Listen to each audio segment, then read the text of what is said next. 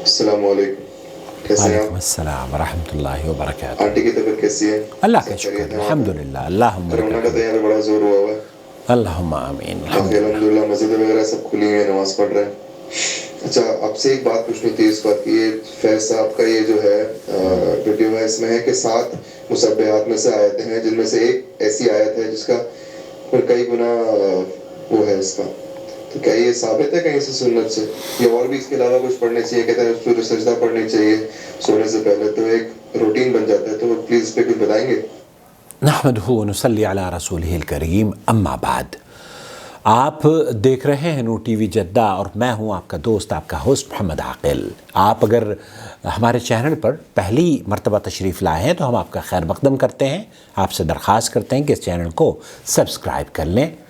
ہماری اکثر ویڈیوز وہ لوگ دیکھ رہے ہیں جو کہ سبسکرائب نہیں کیا ہوا ہے، ان کے ذہن میں یہ ہے کہ نور ٹی وی چینل کو ہم نے سبسکرائب کیا تھا، لیکن وہ 2 لاکھ سبسکرائبر ہمارے یوٹیوب نے ڈیلیٹ کر دیا، اور ابھی بھی لوگ اکثر ہمیں دیکھتے ہیں لیکن ان کی سبسکرپشن ہم سے جڑی ہوئی نہیں ہے۔ تو براہ کرم ہم سے جڑ جائیے، اور آپ بھی اگر ہمیں اپنا سوال بھیجنا چاہتے ہوں تو اسکرین پر ڈسپلے کیے گئے نمبر پر وائس میسج بالکل شارٹ، جیسے یاسر نے دہلی سے بھیجا ہے ویسے ہی آپ بھی بھیج سکتے ہیں۔ ہم یوٹیوب پر آپ کے سوال کا جواب، آپ کی پریشانی کا حل، اور آپ اگر کاؤنسلنگ چاہتے ہیں، اسلامک کاؤنسلنگ جو کہ ہم یہاں پر کرتے ہیں، لوگوں کے گھر برباد ہونے سے الحمدللہ بچ جاتے ہیں، طلاق کے مسائل پر خاص طور پر، تو جب میں لائیو آتا ہوں اس وقت آپ تشریف لے آئیں، نہیں تو پھر کاؤنسلنگ فی چینل کی ادا کر کے آپ اپنی کاؤنسلنگ اور طلاق کے مسائل کا حل حاصل کر سکتے ہیں۔ یاسر دہلی سے یہ جاننا چاہ رہے ہیں کہ مسبحات، ان کے بارے میں کیا اللہ کے رسول صلی اللہ علیہ وسلم کی کوئی صحیح حدیث موجود ہے کہ آپ سونے سے پہلے مسبحات پڑھا کرتے تھے؟ مسبحات کیا ہے؟ مسبحات قرآن کریم کی وہ صورتیں ہیں جن میں اللہ رب العالمین نے آغاز یسبح للہ ما فی السماوات و ما فی الارض، جیسے سورہ جمعہ ہے، اور اسی طریقے سے سبح للہ، اس طرح کے جتنے بھی الفاظ جو تسبیحات سے آغاز ہوتا ہے ان کو مسبحات کہا جاتا ہے۔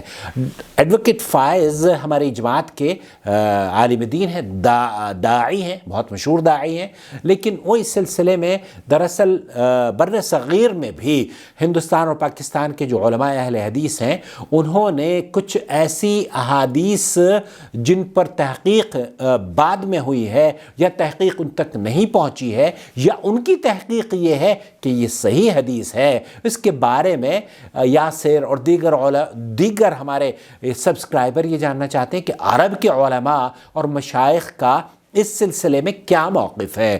تو میں آپ کو پہلے ایڈوکیٹ فائز کی آواز سنواؤں گا یہاں۔ نبی اکرم صلی اللہ علیہ وسلم کے تعلق سے آتا ہے کہ آپ جو ہے مسبحات پڑھے بغیر نہیں سوتے۔ آپ علیہ الصلوۃ والسلام مسبحات پڑھے بغیر نہیں سویا کرتے تھے، اور یہ موقف صرف ایڈوکیٹ فائز کا نہیں ہے۔ ایڈوکیٹ فائز علمی شخصیت ہیں، ان کا بہت احترام کرتے ہیں، ان کی دعوت کو ہم، ان کے کارنامے ہیں، اللہ ان کو جزائے خیر دے، لیکن اس موقف پر اہل عرب یا علماء عرب کا موقف کیا ہے وہ ہم سے پوچھا گیا ہے۔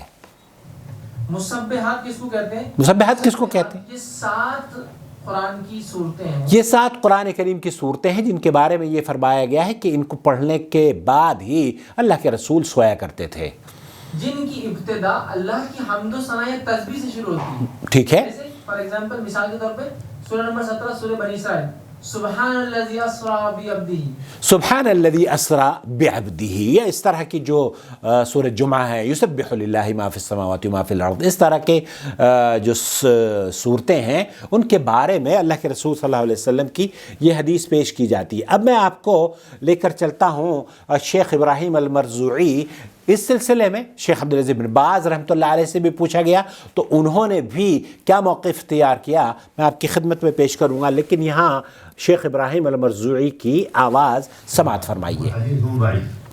یہ جو حدیث بیان کی جاتی ہے مسبحات کے حوالے سے، یہ ضعیف روایت ہے۔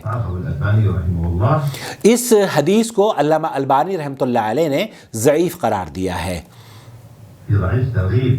ترغیب 44 یہ 444 نمبر کی غالباً حدیث ہے جس کو علامہ البانی رحمۃ اللہ علیہ نے اپنی کتاب ترغیب میں ضعیف قرار دیا ہے۔ حدیث عرباد بن ساریہ رضی اللہ تعالی عنہ کہ اللہ کے رسول صلی اللہ علیہ وسلم سونے سے پہلے مسبحات پڑھا کرتے تھے۔ مسبحات یعنی سور التي تبدأ بسبح، وہی بات جو ایڈوکیٹ فائز فرما رہے ہیں، وہی بات شیخ مرزوعی بھی کہہ رہے ہیں کہ جن میں اللہ تعالیٰ کی تعریف تسبیح بیان کی گئی ہے۔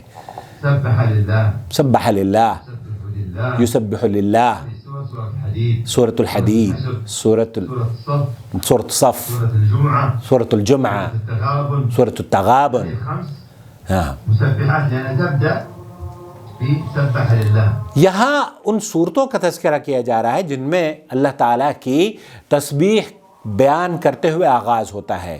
يسبح للہ تبدأ بالتسبيح، تبدأ بالتسبیح، فتسمى المسبحات۔ ان کو مسبحات کہا جاتا ہے، جن کو یہ تسبیح اور مسبحات یا اللہ کی کبریائی اور تسبیح اور اس کی بڑائی بیان کرنا، یہ بالکل نیچرل چیز ہے۔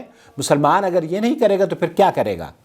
لیکن هذا الحديث لا يصح، لیکن یہ جو حدیث بیان کی جاتی ہے یہ حدیث لا یصح، یہ حدیث صحیح سند سے ثابت نہیں ہے۔ من قول النبي صلى الله عليه وسلم، من قول النبی صلی اللہ علیہ وسلم، آية خير من 1000 آية۔ یہاں یہ بیان کیا جا رہا ہے، جیسے یاسر پوچھنا چاہ رہے ہیں کہ اس میں ایک آیت ایسی ہے جو کہ 1000 آیہ 1000 آیتوں سے افضل ہے۔ لا شك أن هذه الآية فيها خير عظيم، اس میں کوئی شک نہیں ہے، قرآن کریم کی ہر آیت میں خیر ہے، عظیم خیر ہے۔